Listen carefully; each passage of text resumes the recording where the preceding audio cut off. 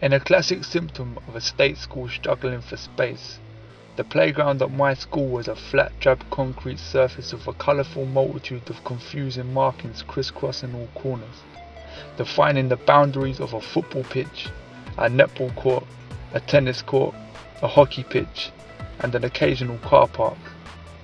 The most prominent markings on the playground, though, shining ever so brightly, particularly at break times, were those the eye couldn't see, those only recognised by the mind.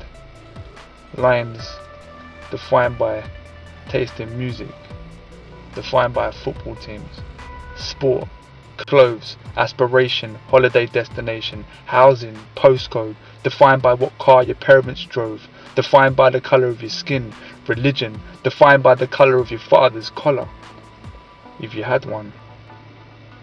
For lines were drawn from an early age. Fears of opposites were often articulated in a variety of mannerisms, from outright violence to quiet mutterings behind backs to cheap sniggers understood only by those with the capital to laugh. There were times when lines were ignored and we just played.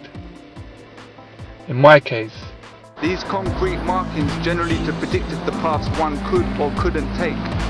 There were those in my year group that went on to university, as there were those whose paths took them to prison. I was neither, and I was an outsider when I arrived in London, in Clapham Junction. No degree, no criminal record, neither council estate dwelling inner city youth, nor young high salary seeking graduate recently arrived from a life far removed from deprived urban high rises.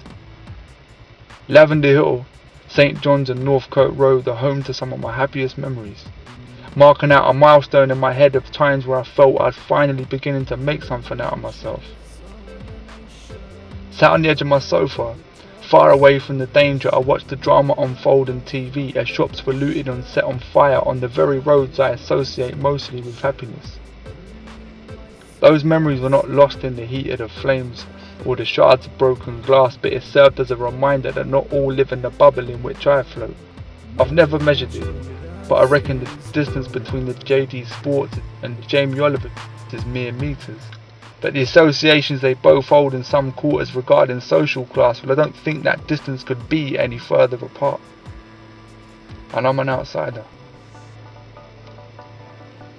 On the many walks I've taken around these roads, weaving a path between strangers, it's as if the many different and distinct groups of people who reside in the area and regularly rub shoulders, crisscrossing all corners of Clapham, rarely acknowledge one another, creating a colourful yet confusing multitude of lines, shining ever so brightly, particularly at night times, lines the eye can't see, only recognised by the mind.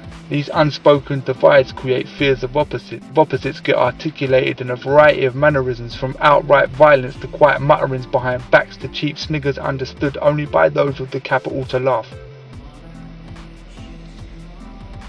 Parts of Clapham have become hives to the swarm of young professionals who've moved to the city to sample the opportunities only a thriving metropolis can offer, and who would begrudge them. If they can afford to pay £4 for a pint, then so be it. But when everyday language from such young educated tongues is littered with words like chav, as casually as a discarded box containing the remains of cheap greasy chicken bones, questions should be asked of the outcomes. I've paid £4 for a pint, and I've eaten in the pizza restaurant Battersea Rise. I've had times where I've had no choice but to seek out the reduced section in Asda in order to eat. I have sympathies on either side. I know the grass isn't always greener, and I'm an outsider.